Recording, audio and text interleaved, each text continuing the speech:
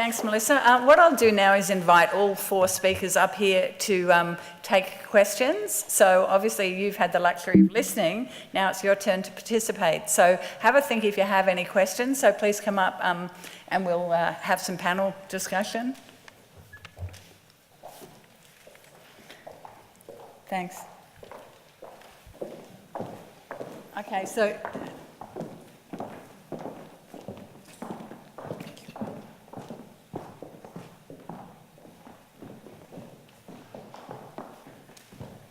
Okay, I'll kick things off. Obviously, family is really important, particularly in the context of Singapore. We spoke a little about perceptions and intergenerational perceptions. One thought I had is there some of the perceptions of the younger generation which is holding back the opportunities in providing better services to ageing Singaporeans? Someone want to start off with that?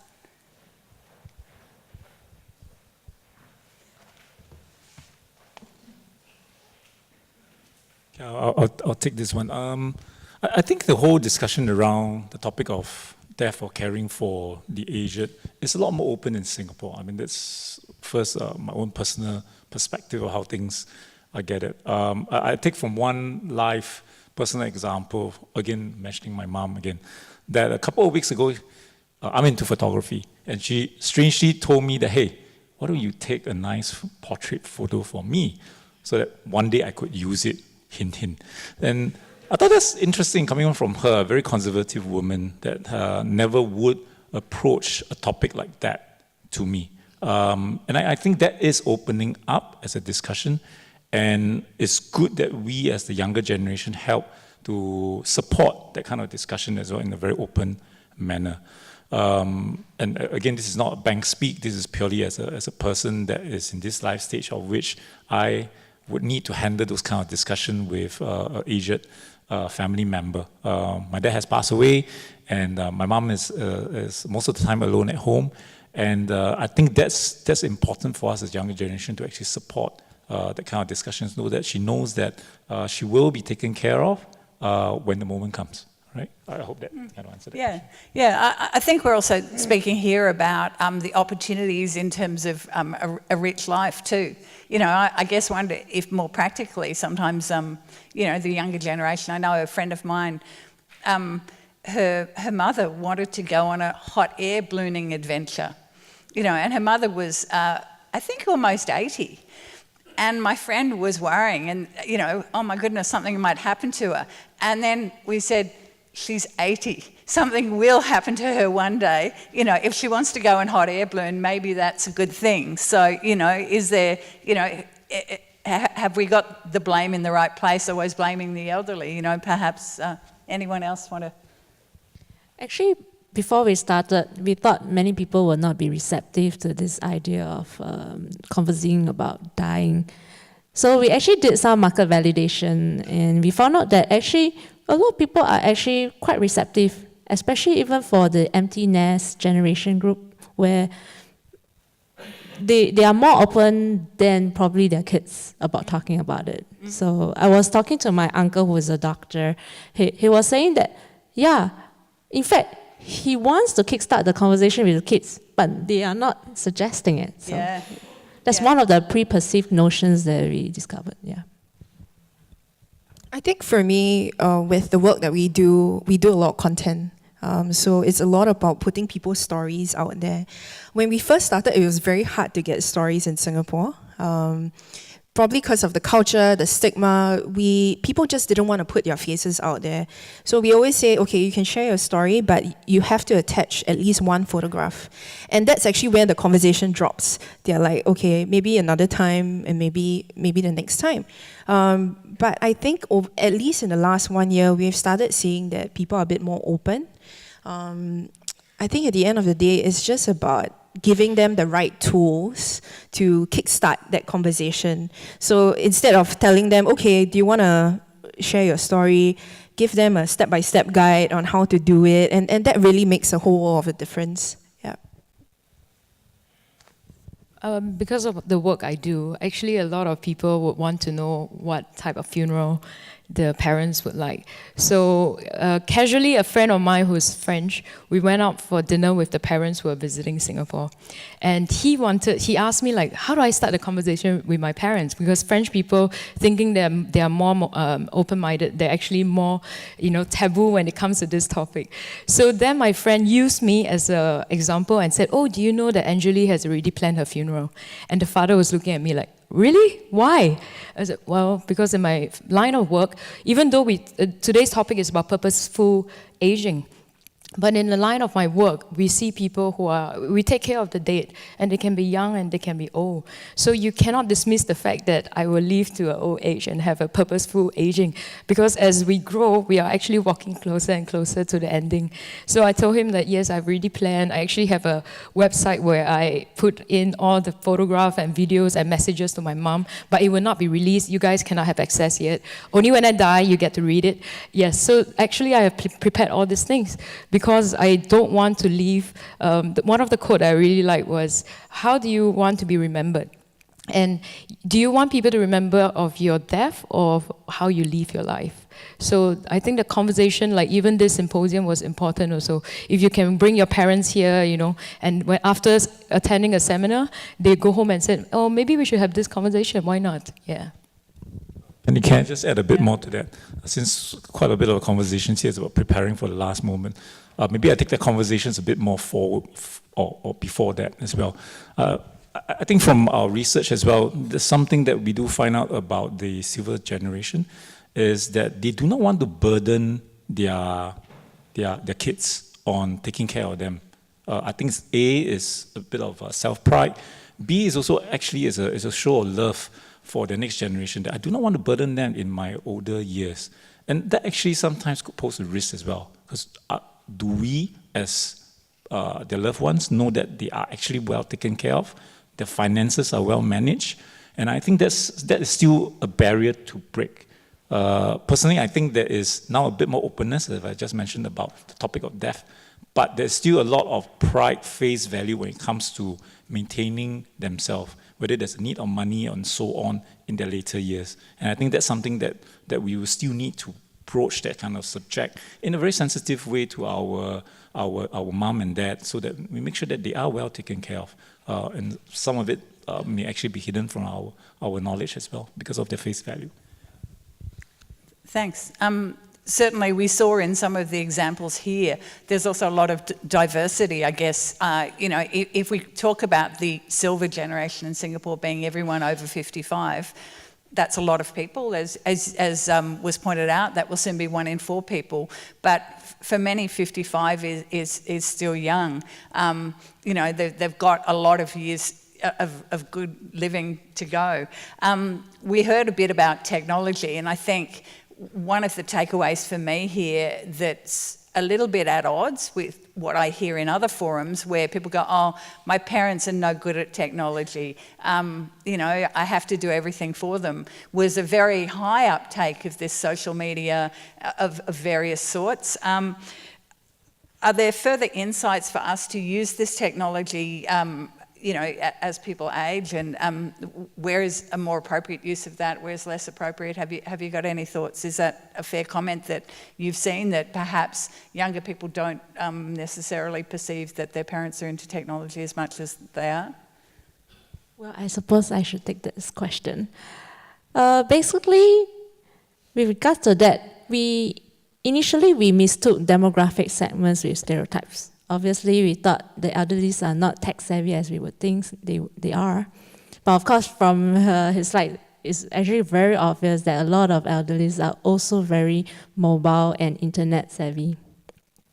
Of course, in terms of technology, even though it might seem ironic, because we are a tech company, I want to say that technology cannot solve everything. We are an enabler. And even if I have a solution today, I give it out to all of you. Would you all use it? Sometimes it's not really just about what the technology can do. It's really also a little bit about the various needs, the culture that influence the decision. Sometimes it could be a psychological consideration, or perhaps even more so a PR challenge. I mean, there's a lot of technology companies out there trying to tackle this space, but sometimes the way they position it may not be palatable. It's not tasteful. It makes people just turn off.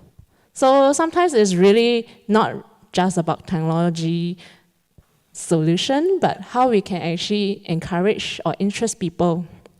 My co-founder always say this to me, something that is important, but if it doesn't get people interested, it becomes not important. But something that is not important and interests people, it becomes important. So if you are interested to talk to him, he's actually outside. Yeah, I think it's a good point. We're all consumers at heart. We have to be interested in what we're talking about. One of the objectives of this session is to encourage you to think about where are the opportunities to serve this generation better in terms of startups. I guess I'd ask Kiat and Melissa, who are kind of at the startup end of their businesses, what are the challenges that you faced, particularly in starting the business, and is there any particular support in Singapore for startups in this area? Yeah, so just to touch a bit on technology and all of that, I think when, especially in the startup world, we have this notion that, anything around aging and the tech and the innovation that we're doing is for the newer generation. We are building for ourselves when we grow older and not for the current generation of people that will need it. And I really think that it's about balancing both ends. It's about first looking at technology as a tool, and then matching that against the current problems and the future problems. So really looking at that as a whole and not saying that, and not brushing it across and saying that, the current generation of seniors or they won't use it. Yeah, so that's one. In the space of dementia, specifically dementia, we see a lot of solutions that come out, and we see things like tracking devices. There are so many types of tracking devices out there, but how many of them are actually used? How many of them are things that the person with dementia will actually want to wear? So that brings me back to really understanding the problem and really understanding the audience that you're trying to create that solution for. And that, I think, is one of the biggest things that we as a team face, because everyone has a different need. We can't cater to every single need, but it's about summing all of that up and really building something for that community. To address your question, if you're interested to do a startup in this space, my advice is don't. Nah, just kidding. No. But of course, if you're interested, we more than welcome you all. And in terms of, as a startup, dealing in this space is not easy. Unlike those like e-commerce platforms where consumers can get instant gratification. Of course, it's no problem having a demand on, and it's very easy for you to interest investor put money in because there's always return on investment.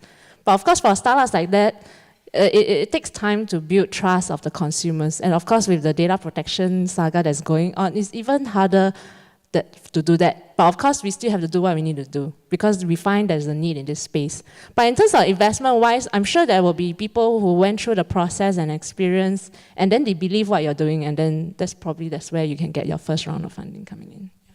Great, thanks. I think my takeaway too is that there's opportunity for older Singaporeans in the startup space in this area, because those people, even if they're starting from an N of one, have the networks, the connections, and the personal understanding. So one of my takeaways from today, and I think you twigged this, I guess, for me, Melissa, is don't take age as a barrier to exploring the opportunities for startup in this space. So we need to finish up, and I guess what I'd like to do is just ask each of you for one little piece of advice. Given our goal is to encourage other businesses or other people to explore the opportunities to help ageing Singaporeans lead a richer life, is there one piece of advice that you'd like to each share with the audience in terms of moving forward in this space? Let me start. I think a lot of conversations here is about caring for the aged, caring for the civil segment. But I think there's also a need to make them more independent, right? So a lot of things that we are actually now looking at from OCBC perspective is to help enable and empower the silver segment. right?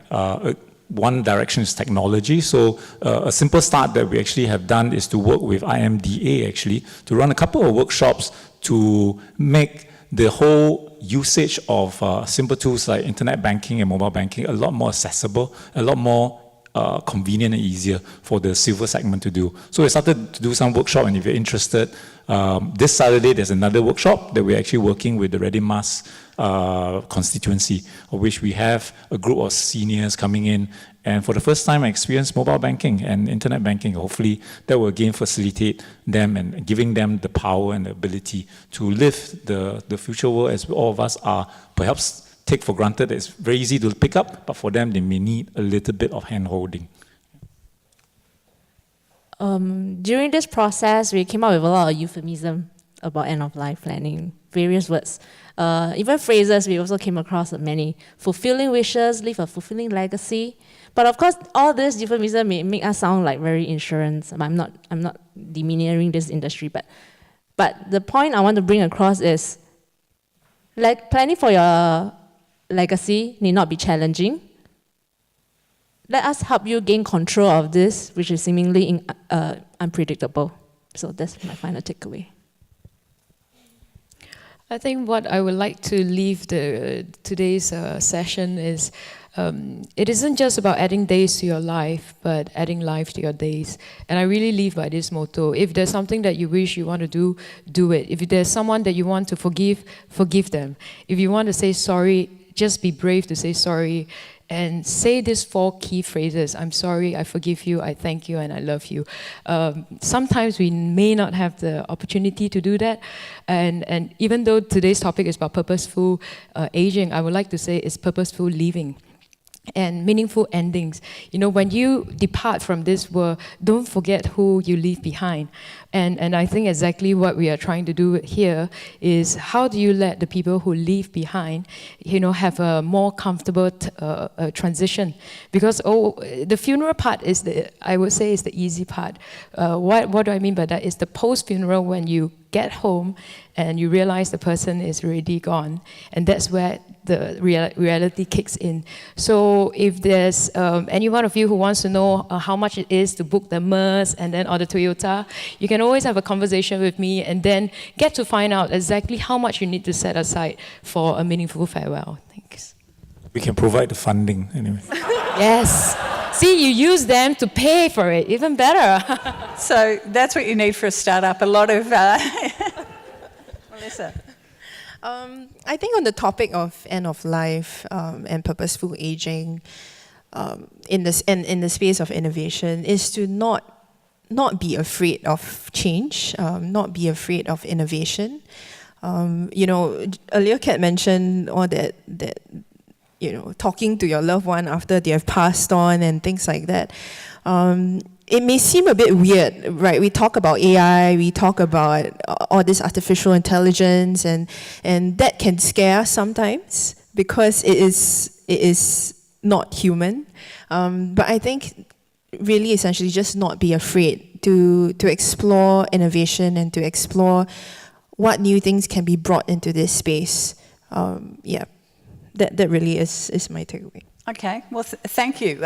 With this being a topic that will affect 1 in 4 of us here in Singapore, I guess that means 1 in 4 in this room, or at least everyone will know people. So I would encourage you to go forth and explore in your own life what that means for you. If you're in the industry of a startup, think about how you can understand more about this segment and the many years that are left, you know, between 55 and your death for most of us in this modern world with good health care technologies. And, you know, hopefully we'll have even more support for ourselves and our loved ones as we grow older. Thank you very much for coming along.